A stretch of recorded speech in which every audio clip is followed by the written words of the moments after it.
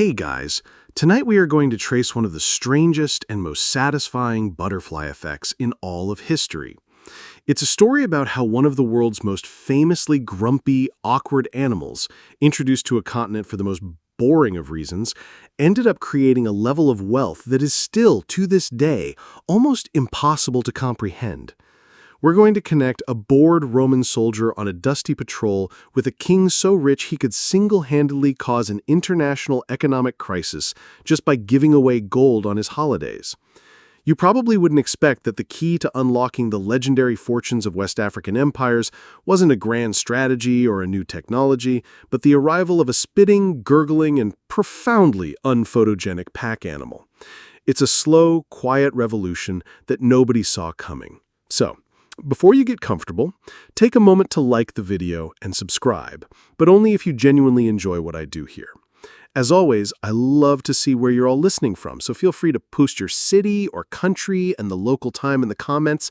It's incredible to see this little community stretching all across the globe. Now, dim the lights, maybe turn on a fan for that soft background hum, and let's ease into tonight's journey together. Your story begins not with a king or a conqueror, but with you as a low-level Roman quartermaster named Gaius, sometime in the 3rd century. The air in the province of Africa Proconsularis is exactly as dry and dusty as you'd expect. The sun is a merciless white disk in a bleached blue sky. Your sandals crunch on sand that has found its way onto the stone floor of your supply depot, a small, functional building smelling faintly of olive oil, leather, and sweat. Your job is all about lists. Javelins, shields, sacks of grain, wineskins, replacement boot soles, the endless, mundane accounting that keeps the gears of the Roman Empire grinding. And today, you have a new item on your inventory list. It's loud, it's large, and it smells like a wet carpet that's been left in the sun for a week. Standing in the courtyard, tethered to a post, is a dromedary camel. It regards you with an expression of supreme, almost royal indifference. It occasionally makes a low, gurgling sound deep in its throat, as if contemplating the most effective way to ruin your afternoon. To you, and the legionaries who snicker from the barracks, this creature is weird. It's not a horse. It lacks the noble bearing, the sleek lines. It's all lumps and knees with floppy lips and eyelashes that a stage actor would kill for. It's the empire's awkward solution to a very Roman problem. The problem is the land itself. Rome is an empire of roads, straight, paved, magnificent roads. But here, on the southern fringe of the world, the roads give way to something else. Trackless wastes of sand and rock, where the sun can cook a man in his own armor. Horses, the pride of the cavalry, fade quickly out here. They need too much water, their hooves sink in the soft sand. It's a logistical nightmare for patrols who need to keep an eye on the restive Berber tribes that live beyond the reach of Roman law. So, from the eastern provinces, from Arabia and Egypt, where these animals are common, the military has started importing them. This wasn't a celebrated innovation, it was a practical, slightly embarrassing fix. You can almost picture the report sent back to Rome, carefully worded by some general trying to make his new desert patrol sound impressive. The alla one ulpia dromedariorum, he might write, referencing the real-life camel corps, moves with uncanny silence and resilience. In reality, a legionary on camelback probably felt less like a fearsome conqueror and more like a man who lost a bet. It's the ancient equivalent of being assigned the office's oldest, ugliest, but most reliable delivery van. It gets the job done, but no one is bragging about it. Historians still argue whether the Romans fully appreciated the camel's long-term potential or simply saw it as a cheap, second-rate substitute for the horse. All the evidence points to the latter. They were tools for a specific, frustrating job, patrolling the fringes. For the Romans, the Sahara Desert to the south wasn't a place to be crossed. It was a boundary, a great and terrible ocean of sand that marked the end of the known world. Their goal wasn't to conquer it, but simply to police its northern shore. You watch one of the soldiers, a Thracian auxiliary with a sunburned neck, try to coax his assigned camel to kneel. The animal lets out a sigh that sounds suspiciously like a complaint before slowly, reluctantly folding its gangly legs. There's a quirky little detail you've noticed about these patrols. On the rare, lonely rock outcroppings deep in the patrol zones, soldiers carve graffiti. Little drawings of ships, names of sweethearts back home, and more than a few frustrated caricatures of these very camels. It's a quiet testament to the boredom and the strangeness of their task. They are guarding the edge of everything, riding an animal that feels like it was designed by a committee that had never seen a horse. They saw it as a beast of burden, a tool to solve a supply chain issue. They brought it to North Africa for the most mundane reason imaginable, to make their patrols slightly less miserable. They brought the key to a future continent-spanning treasure chest and used it as a glorified pack mully. As evening falls, the intense heat of the day finally begins to soften into a gentle, baked warmth. The camel in the courtyard is chewing cud, its long jaw moving in a slow, rhythmic grind. Its gaze is placid, unfazed by the heat that has wilted even the hardened soldiers around it. The Romans see a beast of burden, but what they fail to see is a masterpiece of biological engineering, a living machine built for a world they could never conquer. A machine that was about to outlive their entire empire. The Roman world is a world of right angles, of solid certainties. Paved roads, fortified walls, the grid-like layout of a military camp. But this animal, the one chewing so methodically in the twilight, is a creature of curves, of soft edges, of ambiguities. It is a living lesson in surviving where straight lines and certainties fail. To the Romans, it is a tool.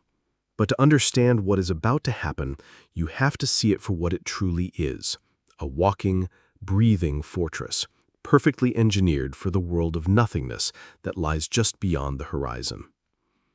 Let's start with the most famous feature, the hump. Even now you can probably picture a child's drawing of a camel with a big round cartoon hump on its back. And for centuries we've been told it's a water tank, a built-in canteen. It feels like a simple, elegant fact, but it's wrong. The hump contains no liquid water at all. It is a massive pyramid of fat. Think of it as the most efficient biological power bank ever designed. When food and water are scarce, the camel's body metabolizes this fat, producing not just energy, but also water.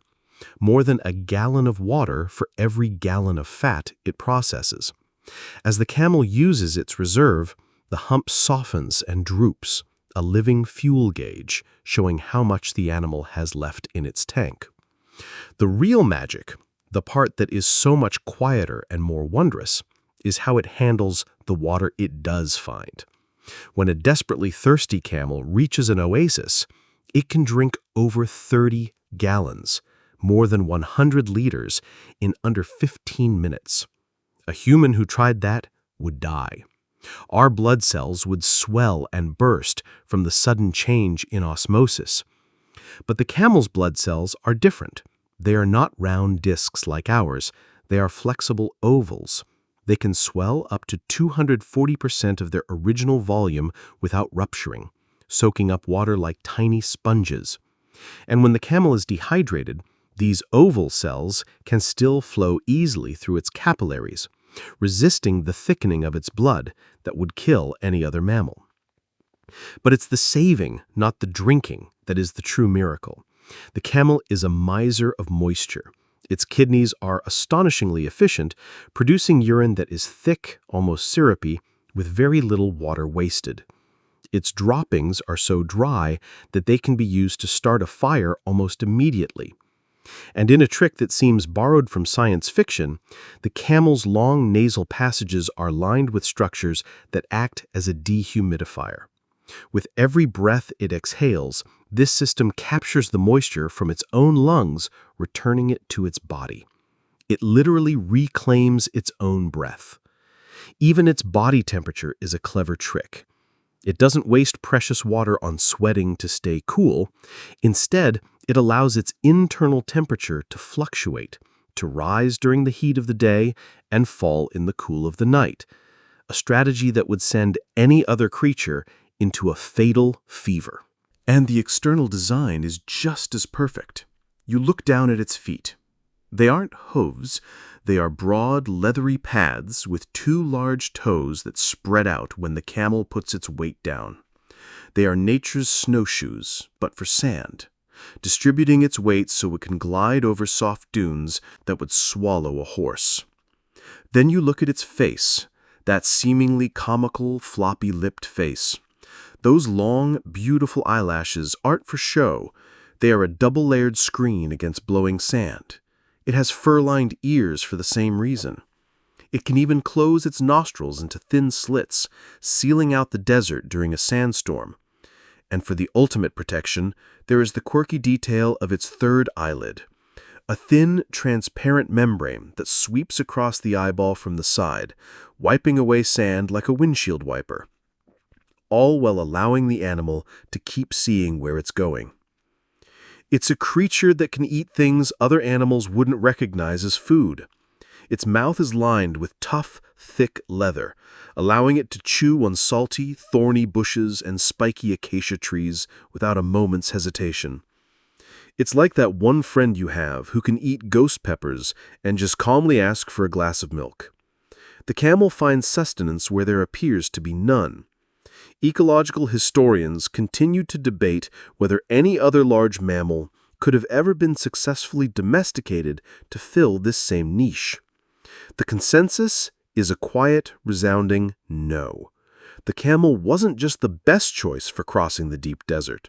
Over millennia, it had become the only choice. The famous attitude, that grumpiness and air of detachment, is part of the design too. It is a machine built for extreme energy conservation.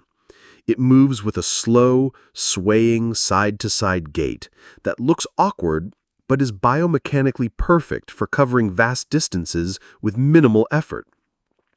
It's not lazy, it's efficient. It's a machine running on its lowest possible power setting, and it has no time for the frantic energy of the mammals around it.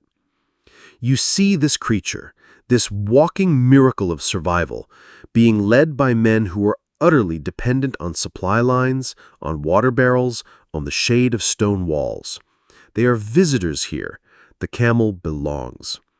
And as the centuries turn, the great, solid-seeming empire of stone and steel will begin to crack and crumble. But this animal, this quiet survivor, will remain. It's waiting for its masters to disappear, ready to be inherited by the people who truly understood the world it was built for. The great machine of Rome begins to grind to a halt, not with a bang, but with a slow, shuddering groan that echoes across centuries. The stone forts on the edge of the world, once symbols of unshakable power, begin to look a little less certain. From your vantage point, time itself seems to speed up, seasons blurring into years, years into decades. A shipment of supplies from Ostia is late, and then the next one never arrives at all. A legion is recalled to fight some new fire in Gaul or along the Danube, and its barracks are left eerily silent, the doors swinging in the hot wind.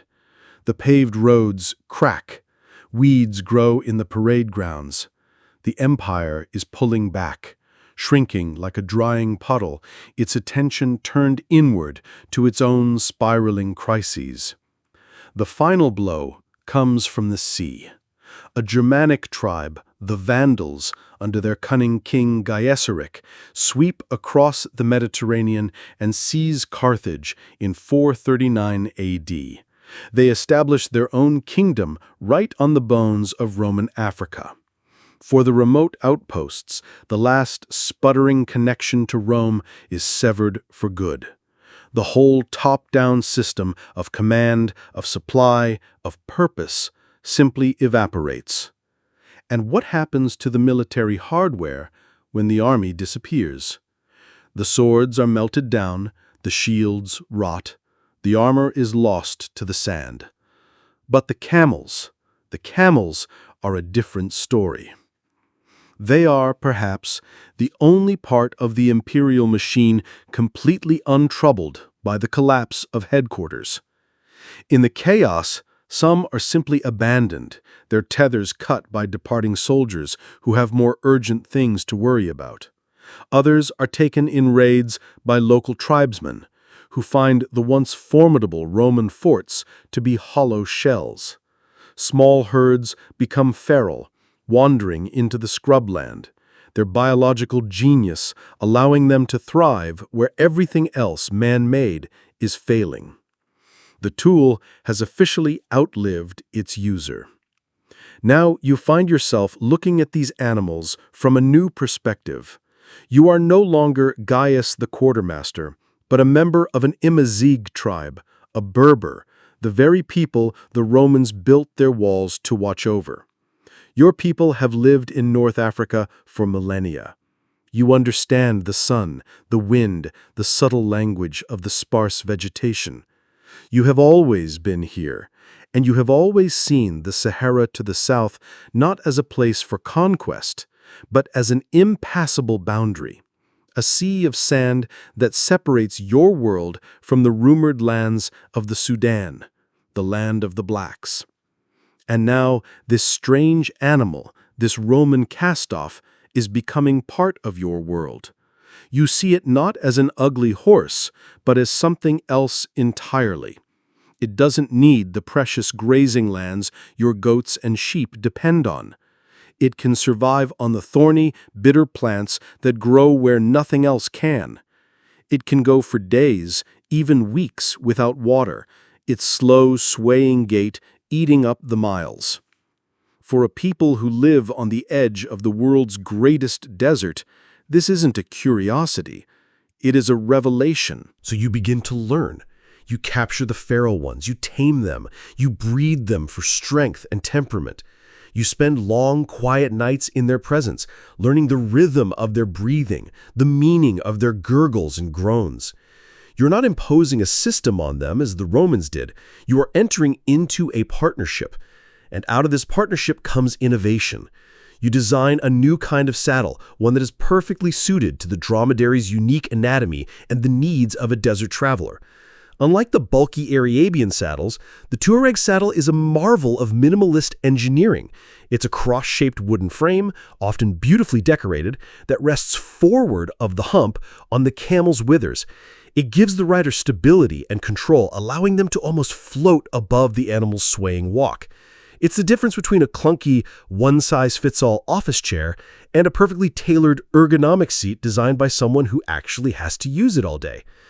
Anthropologists still debate the exact speed of this transition, but within a few generations, the camel went from a Roman curiosity to the absolute cornerstone of Berber nomadic life. A man's wealth and power are no longer measured just in goats or sheep, but in the number and quality of the camels he commands. The animal is finally getting the respect it deserves, appreciated at last by a user who has bothered to read the instruction manual. This partnership doesn't just change your economy, it changes your psychology. It redraws the map inside your head. The world feels larger, its possibilities expanded. The horizon, once a limit, is now just a direction. That vast, shimmering emptiness to the south is no longer a guaranteed grave. You are no longer a Roman quartermaster, but a Berber nomad, your hand resting on the warm, coarse hair of your own camel as the sun sets. You look south past the familiar rocky terrain and into the endless, silent haze of the true desert. For generations, that expanse was a wall, but now, with this strange, resilient partner at your side, it is no longer a wall. It is a path, an empty, silent road leading somewhere new. And whispered rumors are carried on the wind from that somewhere, rumors of kingdoms with mountains of glittering gold, but so desperate for something you have in the north, something so common you barely notice it, that they would trade anything to get it. That whisper on the wind, the rumor of gold, travels south with you. Your perspective shifts, leaving the rocky northern terrain behind. You are now crossing the vast, silent sea of sand. The air grows hotter, the sun more intense. For days, there is nothing but an endless canvas of orange and yellow dunes, shifting and breathing in the wind. The scale of it is humbling, a place that feels hostile to life itself. And then, slowly, miraculously, the world begins to change again. You see the first signs of hardy, drought-resistant scrub. Then a pale green fuzz of grass appears on the horizon. The air becomes heavier, carrying the scent of dust and something else: life. You have crossed the Great Barrier and arrived in the region known as the Sahel, a transitional zone between the Sahara and the lush savannas to the south. This is a different world. There are rivers here, chief among them the mighty Niger, a sweeping arc of life-giving water. There are trees, grasslands teeming with herds of gazelle and bustling villages. And it is from this land, and the forests south of it, that the rumors of gold solidify into a glittering reality. The wealth here is staggering, almost mythical. This isn't gold that is painfully dug from deep underground mines by legions of workers. This is alluvial gold. It's found in the silt and gravel of riverbeds, washed down from undiscovered sources in the mountains. After a rain, it can be simply picked up from the ground. In the great gold fields of Bambouk and Bure, this glittering metal is so common that it has a different value. It is the foundation of society. Local kings hold court on thrones of solid gold. Their attendants are draped in it. Their weapons are adorned with it. Their horses wear bridles woven from it. It is the primary currency, the measure of power and influence. They have, for all intents and purposes, an infinite supply of the most desirable material in the known world. But this glittering paradise has a secret, fatal flaw. An invisible hunger that gnaws at the heart of this golden society. You can't eat gold. You can't drink it. And in a hot climate like the Sahel, where every person loses vital minerals through sweat every single day, this is not a trivial problem. The human body needs salt. Sodium chloride is not a luxury, not a simple seasoning to make food taste better.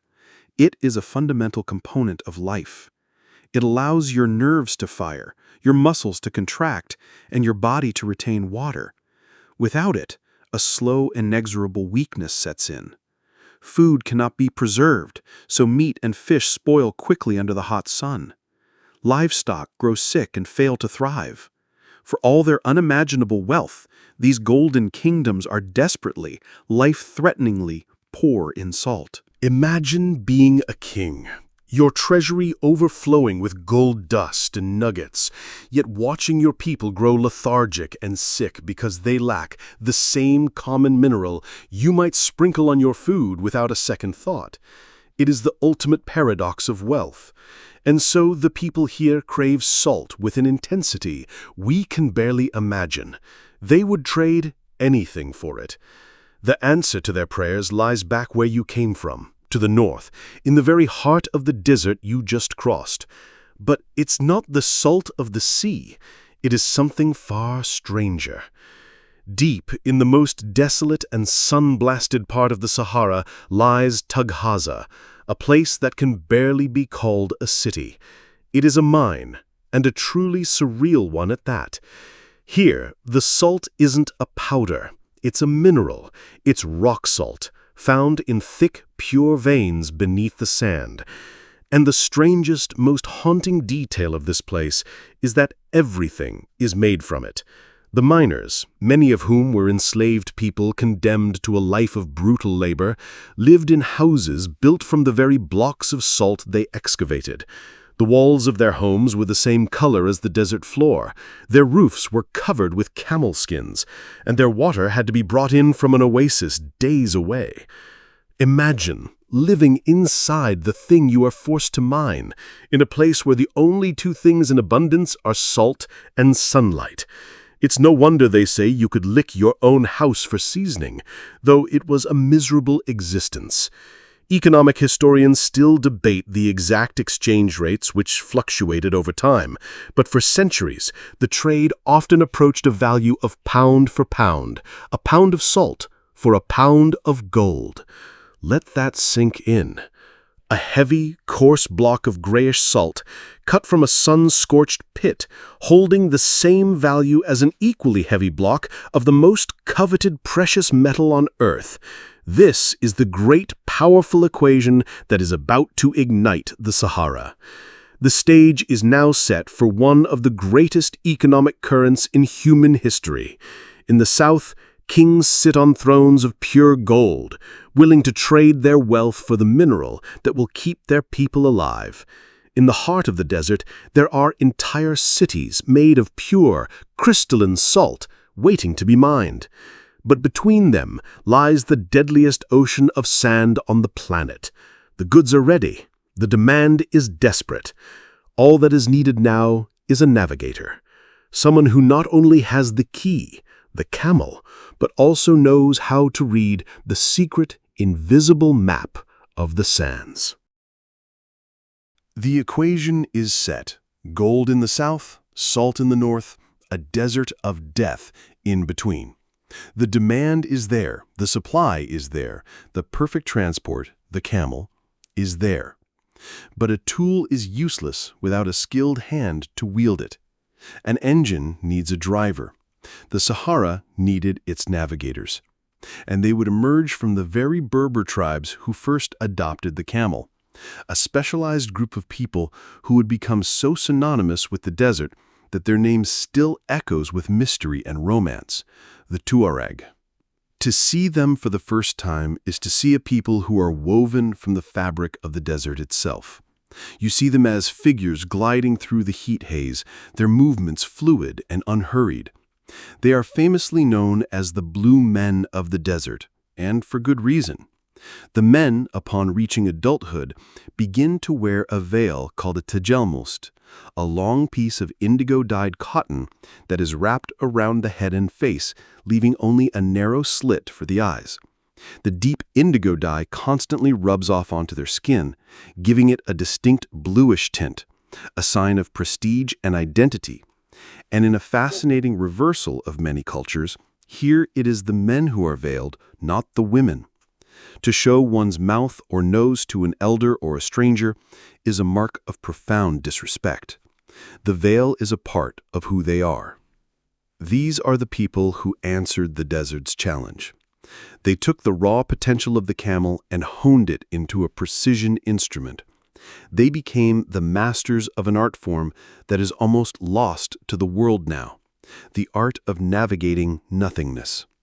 Imagine yourself in the heart of the Sahara. There are no roads, no landmarks, no signposts, just an ocean of sand and rock under a crushing sun. How do you find your way? You do it by learning a language that has no words. During the day, you use the sun as your compass, but you also read the ground beneath your camel's feet. You know the texture of the sand in different regions. You understand how the prevailing winds shape the dunes, creating a sharp side and a soft side that tells you your direction. You can spot a subtle change in vegetation, a species of hardy grass almost invisible to an outsider that signals you are approaching a hidden underground water source. And at night, the sky becomes your map. The stars are not just twinkling lights, they are fixed points in a celestial grid, with the North Star as your most trusted anchor. This knowledge wasn't learned from a book. It was a library carried in the mind, passed down from father to son through generations of oral tradition, a deep, intimate understanding of the landscape. It makes the GPS on your phone, with its cheerful voice telling you to turn left, feel like a child's toy. This mastery gave the Tuareg a total monopoly. They were the gatekeepers. You could have 100 camels and a mountain of goods to trade, but without a Tuareg guide, you were just leading a very expensive funeral procession into the dunes.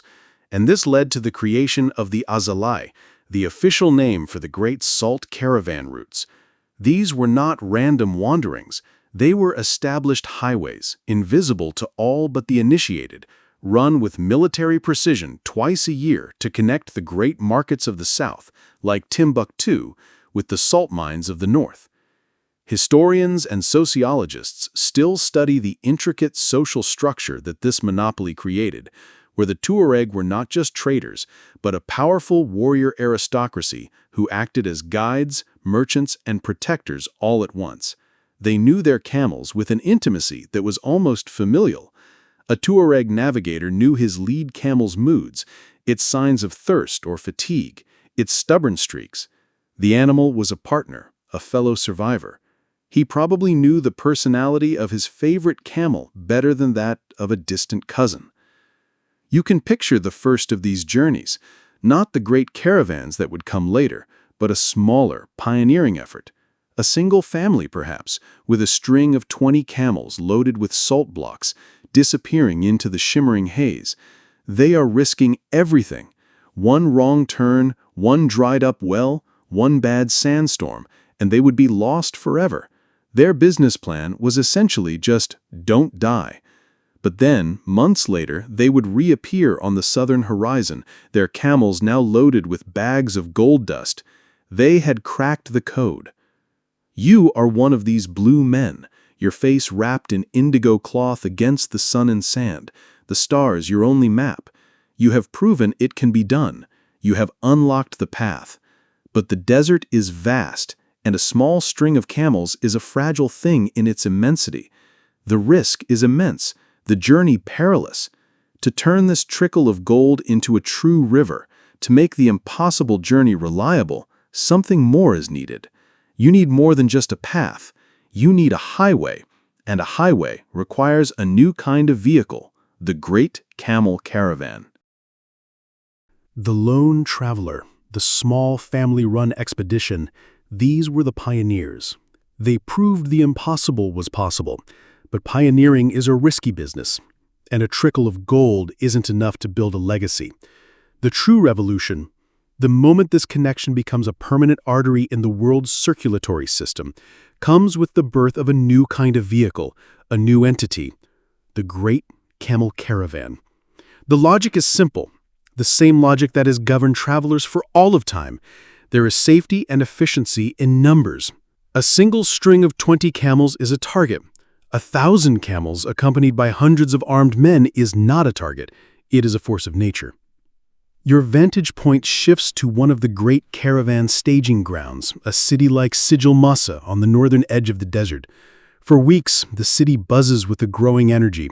Camels arrive daily, groaning and complaining as they are loaded with heavy, hand-cut blocks of salt.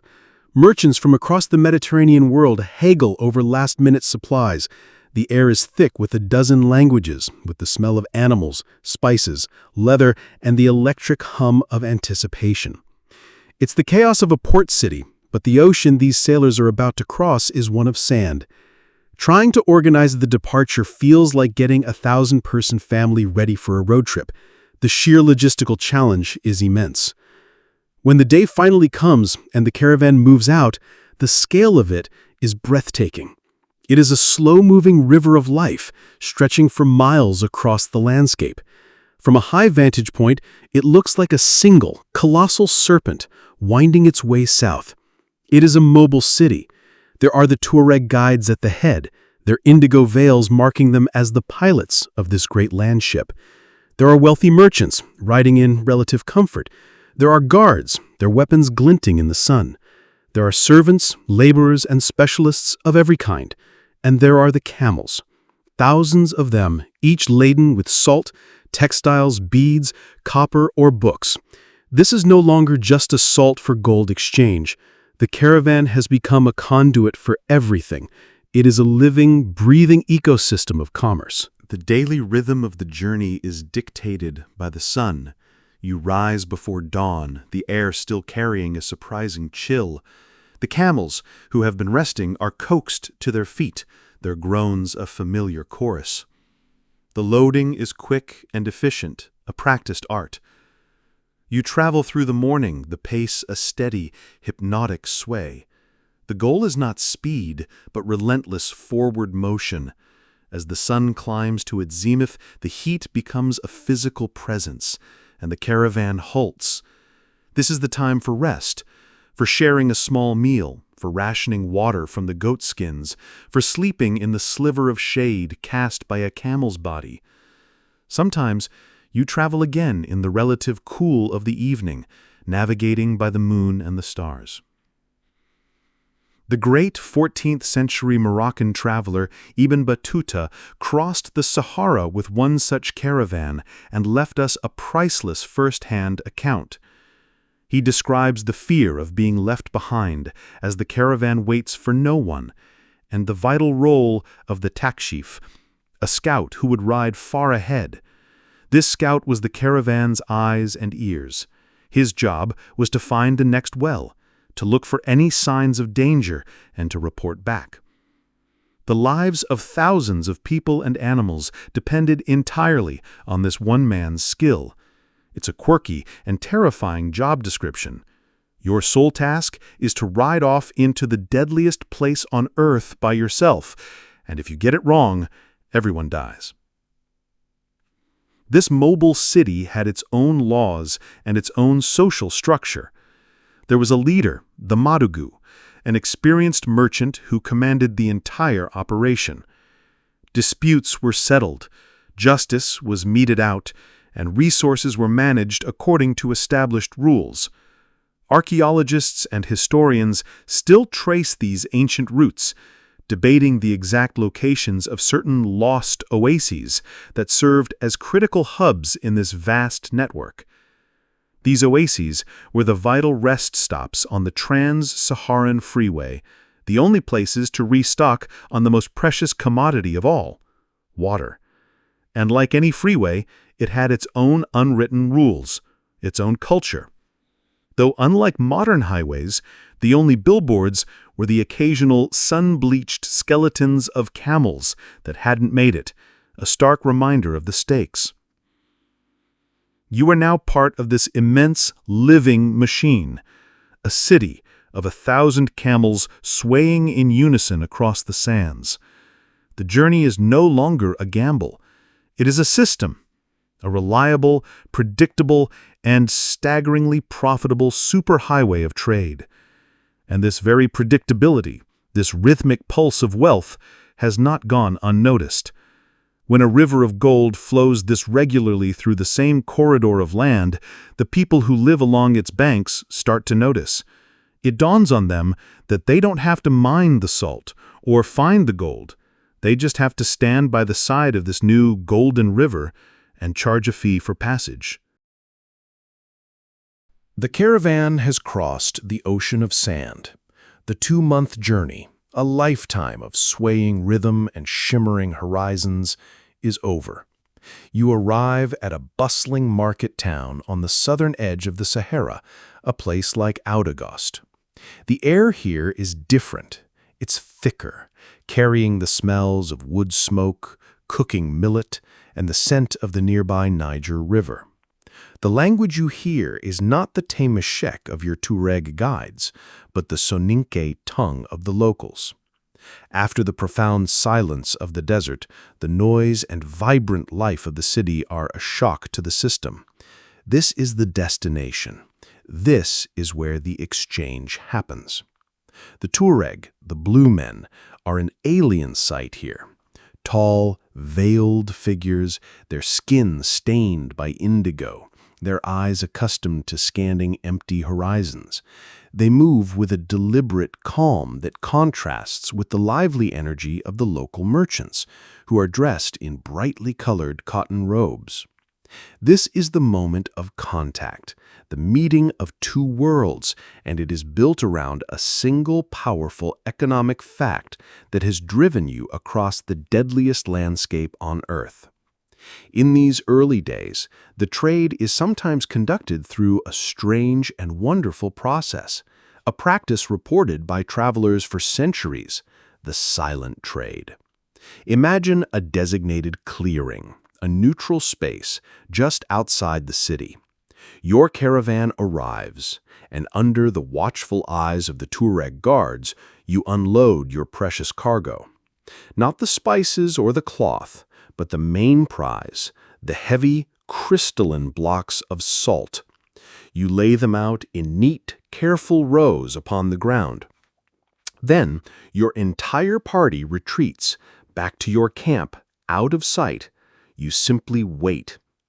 Later, the Soninke gold merchants emerge from the city.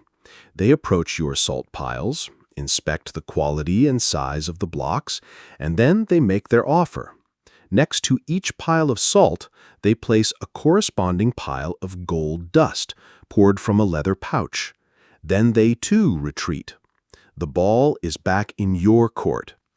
You return to the clearing. You look at the little mounds of glittering gold next to your salt.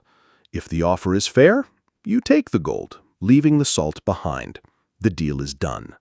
If you feel the offer is too low, you simply leave everything as it is and retreat again, a silent refusal.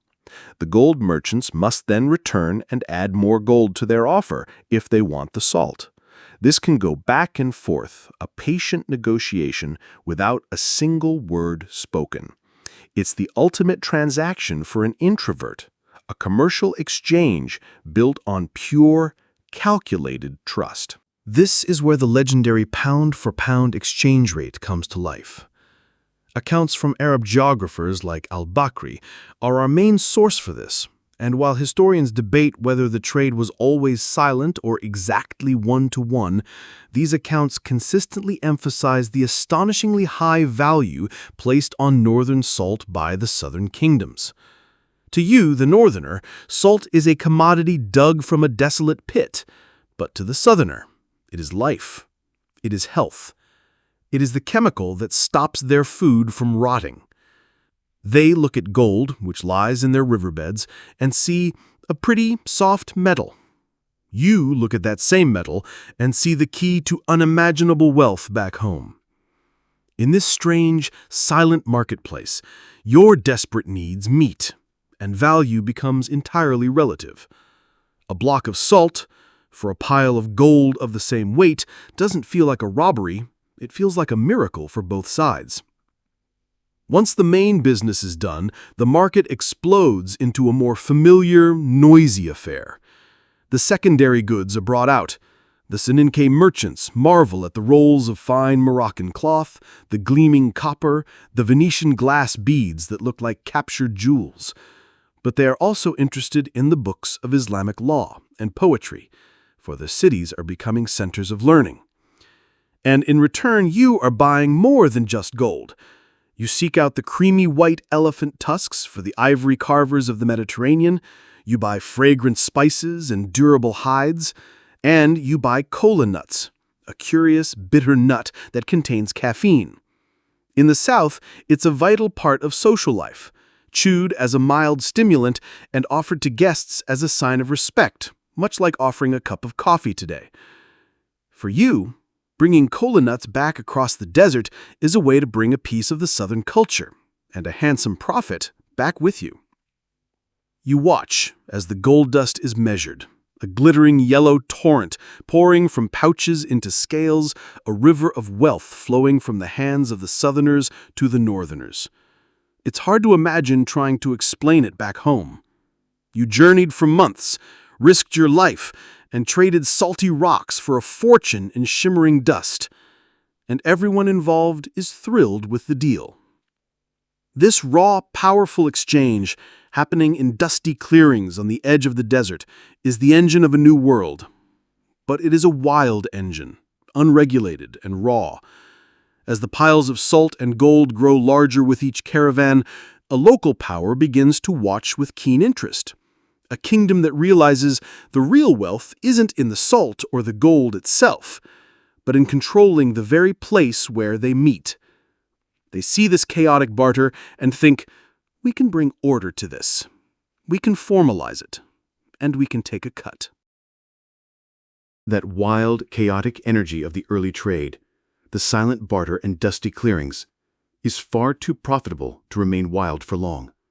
Whenever there is a consistent flow of wealth, order is not far behind. Your perspective now shifts to the people who watch this exchange with the keenest interest. The Soninke, the local people of the region, and their ruler. He is a shrewd man, a warrior king, and he sees the river of gold and salt flowing past his doorstep.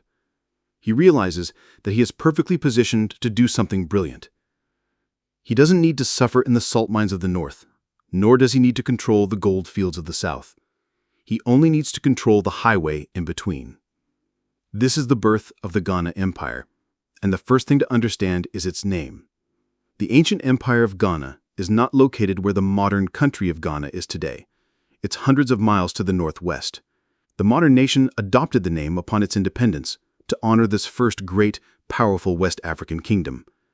In its own time, the kingdom was known by its capital city, Kumbi-Saleh.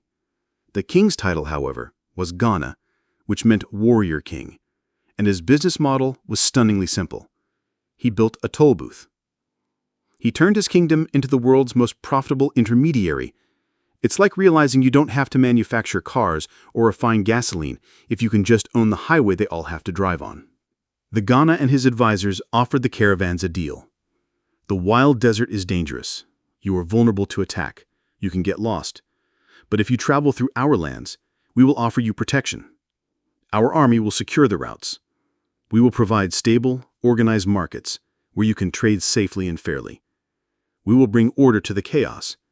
And in exchange for this security and organization, we will take a small fee, a tax. And we know the specifics of this tax thanks to the incredible work of an 11th century Arab geographer from Spain named al-Bakri. He never visited Ghana himself, but he meticulously interviewed merchants and travelers who had, compiling their accounts into a priceless description of the kingdom. He tells us that the king of Ghana levied a tax of 1 gold dinar on every single camel load of salt that entered his kingdom from the north. But his genius was in the export tax. For every load of salt that then left his kingdom to be traded farther south, he charged a tax of 2 gold dinars. It's a sophisticated asymmetrical tariff system. He taxes the goods coming in, and then he taxes them again at double the rate on their way out. The revenue generated by this simple system was astronomical, and al-Bakri tells us exactly where it went. He describes the royal court of the Ghana in shimmering detail. The king, he wrote, would hold court adorned in golden jewelry and a headdress plated with gold. He would sit in a domed pavilion around which stood 10 magnificent horses, each with a harness made of woven gold. Even the royal guard dogs at the entrance to his hall were colors of gold and silver. It's a gentle, humorous thought that the king's dogs had more bling than many European nobles at the same period. This wealth funded a massive, well-equipped army, which in turn allowed the king to expand his territory, secure more trade routes, and thus generate even more tax revenue. It was a perfect, self-reinforcing cycle of power. Archaeologists who excavated the ruins of Kumbi-Saleh believe it was a unique twin city, a design that shows the kingdom's incredible foresight. There was the local city, where the king and his Soninke court lived in traditional earthen buildings. Then, a few miles away, was a separate, bustling city built of stone, complete with multiple mosques and elegant houses. This was the town for the foreign merchants, the Arab and Berber traders from the north. The kingdom knew exactly who was making them rich, and they created a comfortable, familiar, and safe environment for them, all while carefully maintaining their own cultural and political distance. Historians still debate the exact relationship between these two halves, but it stands as a testament to their ability to manage a multicultural economic hub. The Ghana Empire, this magnificent kingdom built on the simple idea of a tax, becomes the powerhouse of West Africa for centuries. It proves that the greatest power comes not from owning a resource, but from controlling its flow. This model, this blueprint for creating an empire out of thin air and camel crossings, would be studied and eventually inherited by its successors. The river of gold, now channeled and taxed, was about to be used for a new purpose, not just to decorate a king's court, but to build legendary cities of scholarship and learning in the middle of the desert. Cities whose names would become synonymous with the mysterious and the remote. Empires, like all things, have seasons. The great Ghana Empire, the magnificent toll booth kingdom, eventually saw its power wane. Internal struggles and pressure from outside forces caused its influence to fade. But the system it had created, the trans-Saharan trade route powered by the camel, was now too powerful to fail. The highway was permanent. It just needed a new owner. And that new owner would be the Mali Empire, which rose in the 13th century under its visionary founder, Sundiata Keita. The Mali Empire would take the Ghanaian business model and perfect it, expanding its territory and tightening its control over the flow of gold and salt, leading to a golden age of unimaginable prosperity. And the ultimate expression of that prosperity was not a palace or a fortress, but a city whose very name would become a global synonym for the farthest, most remote place imaginable: Timbuktu. Your perspective now settles on this legendary place. It didn't start as a great city. For years, it was just a seasonal camp, a convenient spot where Tuareg nomads could rest and graze their camels near the Niger River. But its location was a point of pure geographical genius. It sits right at the great northern bend of the Niger, the exact point where the river, the great aquatic highway of West Africa, pushes closest to the Sahara, the great desert highway. Timbuktu was the perfect port, the place where the canoe met the camel, where goods coming up the river could be easily transferred to the caravans heading north. It was destined for greatness. Fueled by the immense wealth of the Mali Empire, the city explodes. The dusty, seasonal camp transforms into a bustling metropolis. A unique and beautiful architectural style emerges, defined by stunning mosques and universities built from plaster-coated earth and wood, the most famous being the Sankore, Jingeribir, and Sidiyaya mosques. If you were a serious merchant or scholar in the 14th century, Timbuktu was the place to be. It was the New York, Paris, and London of its day, all rolled into one sandy, sun-baked hub. But what made Timbuktu truly legendary wasn't just the gold that flowed through its markets. It was the books. In this era, the most valuable commodity in Timbuktu, even more valuable than spices or ivory, was the written word. The city became one of the most important intellectual centers in the entire world. This was centered around the legendary University of Sankore, which wasn't a single campus like we might imagine today, but a collection of dozens of independent schools and colleges, each run by a master scholar out of a local mosque or a private home. At its absolute peak, this university hosted an estimated 25,000 students, a number that is simply staggering for the period in a city with a total population of around 100,000. Students and scholars came from all across the Islamic world to study here. The curriculum was vast, covering not just theology but also law, astronomy, mathematics, medicine, geography, and art. And this created a booming local industry. The city was filled with skilled scribes and calligraphers, human photocopiers with far better handwriting, who painstakingly copied and bound manuscripts. The great traveler Leo Africanus, visiting in the 16th century, wrote a line that perfectly captures the city's soul. He noted, "There is a big demand for books and manuscript. More profit is made from the book trade than from any other line of business." Imagine that! In a city that was the clearinghouse for West Africa's gold, the book trade was more profitable than anything else. The full extent of the Timbuktu manuscripts is still a subject of intense study and preservation efforts, with historians debating how many hundreds of thousands of texts might still be hidden in private family libraries, saved from the ravages of time and conflict.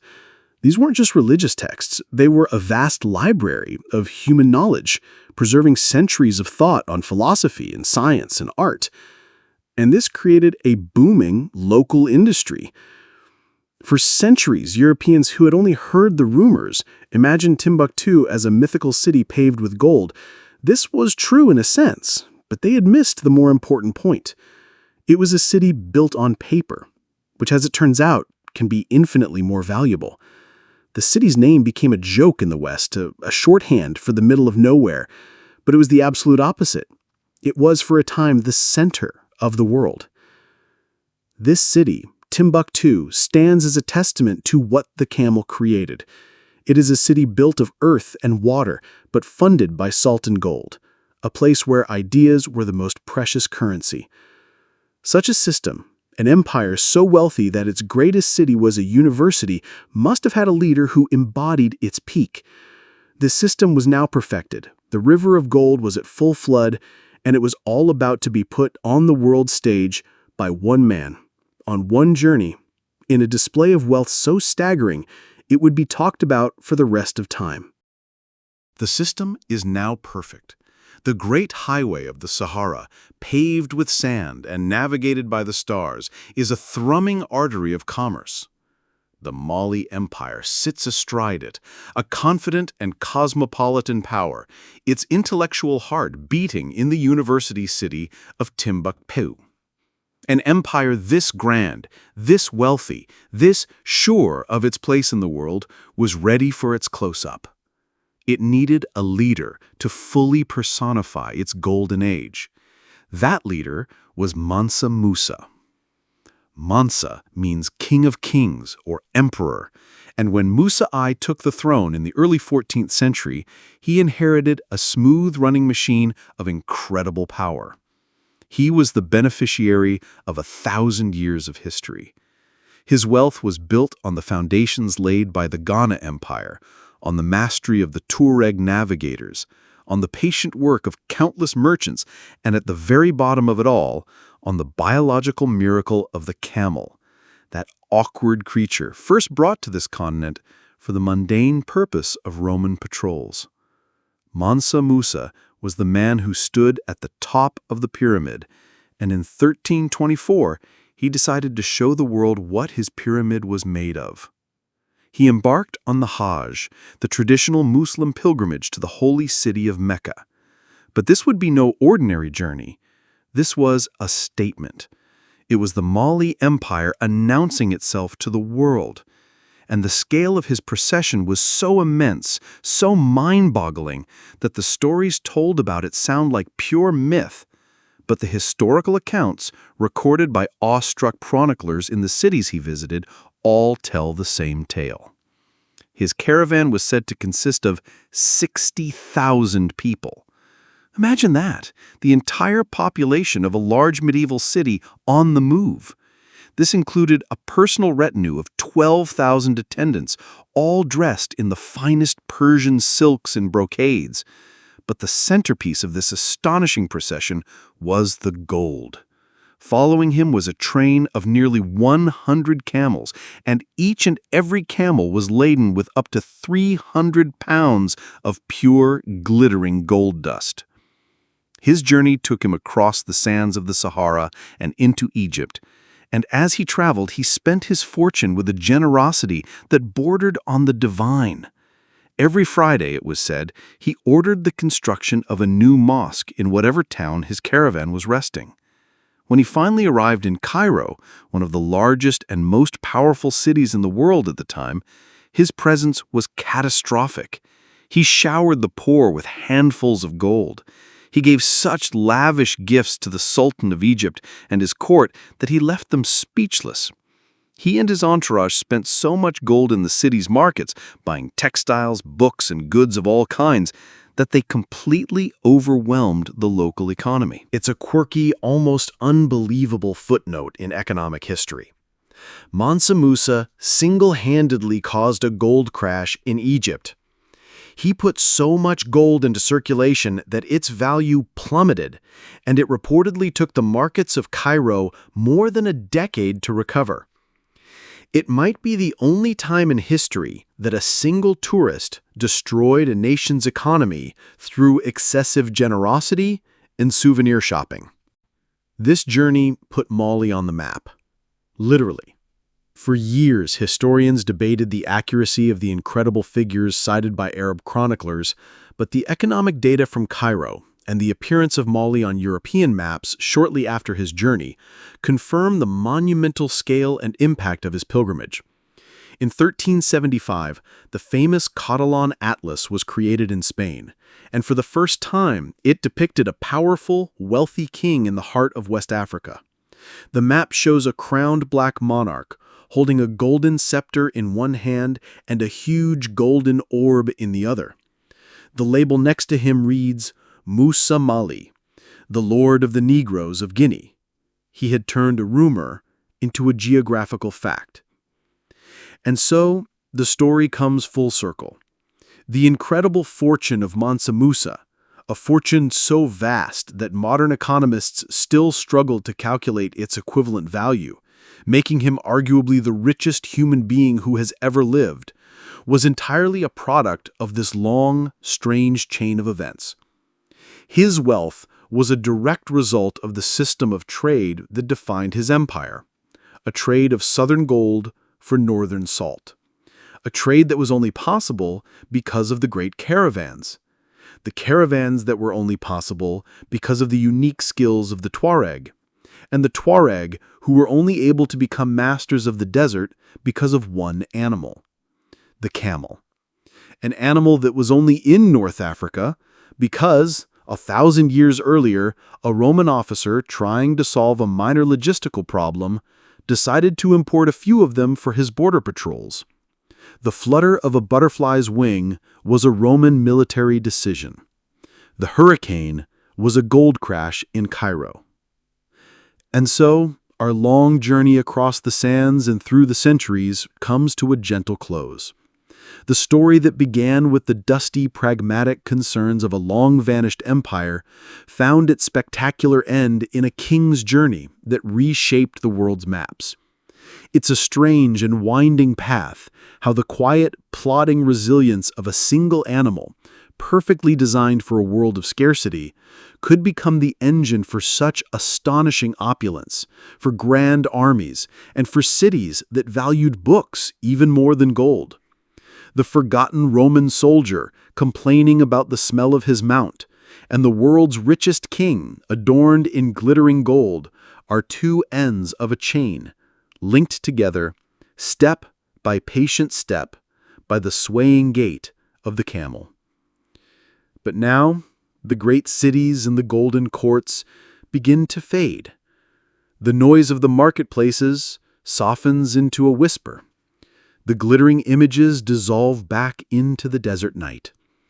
And what remains is the simple, enduring image from the very beginning.